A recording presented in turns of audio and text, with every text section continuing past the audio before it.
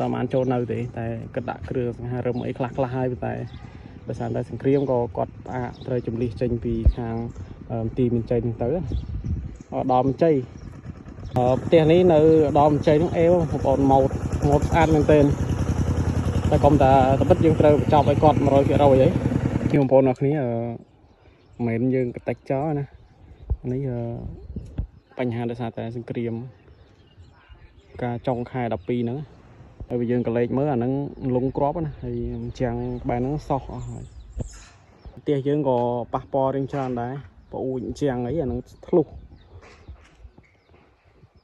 ផ្ទះនេះនៅសល់តែតិចតួចទៀតទេដែលយើងត្រូវបញ្ចប់ឲ្យម្ចាស់ផ្ទះដបូលហ្នឹងធ្លាក់មកពីលើយើងតែយើងបានជួសជុលហើយព្រោះគីឡូវាភ្លៀងមកខ្លាំងអញ្ចឹងណាវាកម្រាស់5លីតែតបជាប់ទេអញ្ចឹងធ្លុះអស់ហើយក្របធ្លាក់នៅកន្លែងនោះមួយក្របអានេះមួយក្របហើយនៅ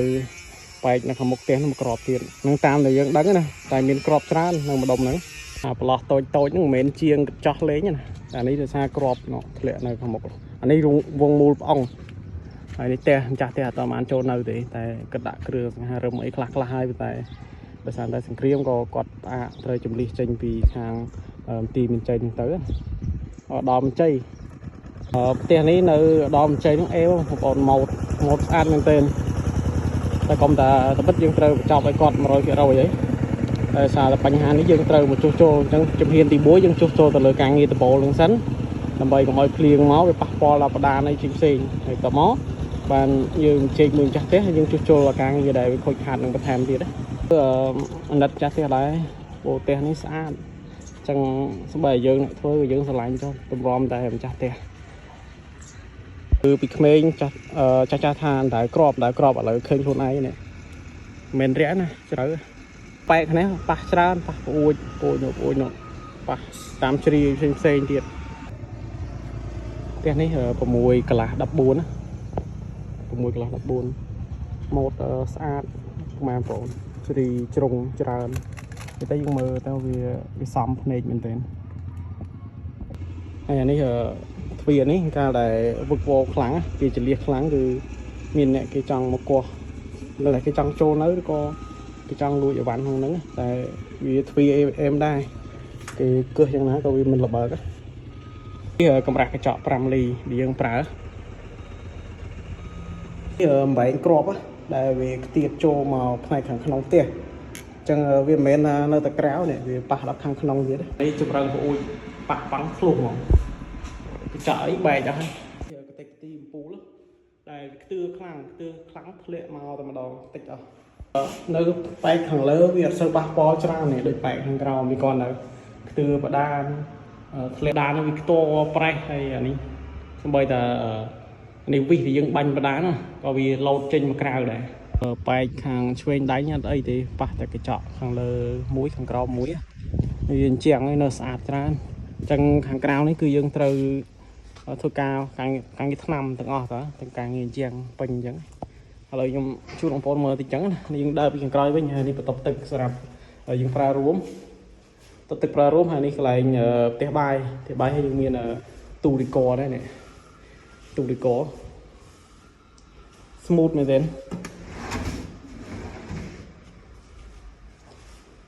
ស្ដាយតើបានប្រើហើយនេះតុបកេង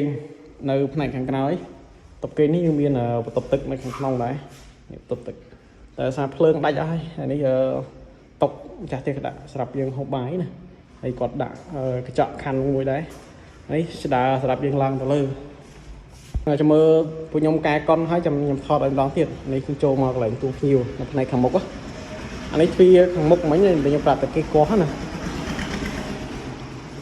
អានេះទូរីកអានេះម្ចាស់ទេគាត់អ្នកធ្វើណាទូរីកឈើនេះហើយនេះឌីសង់ទ័រដែលយើងតែងធ្វើណាបងប្អូនឃើញឌីសង់ទ័រទៅដឹងនេះយើងបែកតាមបន្ទប់អីផ្សេងម៉ាស៊ីនជែកអីផ្សេងគឺយើងបែកព្រីច្រើនពួកខ្ញុំធ្វើជ្រុលជាបង្ហាញទេតើមើលខាងលើទាំងអស់គ្នាចឹងចាស់ទេគាត់ចេញពីផ្ទះនឹងយូរដែរក៏ត្រូវជំនះចេញ យើងឡើងចដាមកលើហើយនៅខាងនេះបន្ទប់គេង2បន្ទប់ទឹកមួយហើយខាងនេះបន្ទប់គេងមួយគេលើចូលបន្ទប់នេះមុនអានេះបន្ទប់ទឹកសម្រាប់ប្រើរួមបន្ទប់ទឹក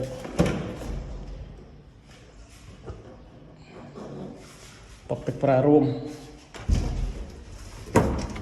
អានេះបន្ទប់គេងនៅផ្នែកខាងក្រោយអញ្ចឹងខ្ញុំសង្ឃឹមថាខ្ញុំបានធ្វើម៉ូតនេះម្ដងទៀតចុះមួយស្អាតបងប្អូននេះទៅឲ្យតែឃើញផ្ទះម៉ូតជ្រីច្រើនឲ្យតែបានតម្លៃអាចធ្វើបានខ្ញុំធ្វើហើយអានេះកន្លែងទូភ្ញៀវនៅខាងលើនៅខាងលើហើយនេះបែបជាខាងនេះមានបន្ទប់គេងមួយតែនេះចាស់ទីគាត់តែសម្រាប់អាចអង្គុយលេងអីអានោះរៀនហាលទៅមុខវេរ៉ង់ដារៀនហាលអានេះបន្ទប់គេងរបស់គាត់នឹងមានអ៊ុយកោងនៅខាងលើអានោះមានវេរ៉ង់ដានៅខាងមុខដែរមានពូធំ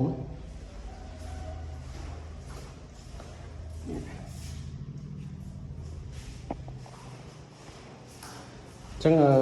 វាក្នុងការរស់ស៊ីវាមានហានិភ័យជាច្រើនដែលយើងមើលឃើញដូចជាសង្គ្រាមនេះជាដើមចឹងសួរថាពេលដែលមានសង្គ្រាមអញ្ចឹងតែយើងមានបញ្ហាអីវាបញ្ហាទាំងម្ចាស់ផ្ទះហើយយើងអ្នកមកការក៏យើងមានការខាតបង់ដែរចឹងដូចជានេះវាហើយយើងត្រូវបកគលឲ្យម្ចាស់ផ្ទះហើយត្រូវបកមកធ្វើការងារឆ្នាំការងារខ្ចក់ហើយតែម្ចាស់ផ្ទះជួយចេញខ្លះក៏យើងនៅតែចំណាយប្រកម្មសម្ភារៈខ្លះដែរដើម្បីមកជួយបញ្ចប់ឲ្យគាត់ហ្នឹងចឹងខ្ញុំនៅមានការដ្ឋានមួយទៀតនៅដមជ័យនេះដែរតែដូចជាមិនប៉ះពាល់ក្របទេគាត់ថាយើងផ្អាកការងារមិនដែរអ្នកធ្វើអារម្មណ៍ថាសោកស្ដាយបានធ្វើឲ្យប៉ះពាល់ចាស់ផ្ទះអត់តែបាននៅហើយយើងតែបានគោលតែបានថតអីស្រួលបួលហ្មងឥឡូវវាបញ្ហាអញ្ចឹងមានអារម្មណ៍ថាសោកស្ដាយខ្លាំង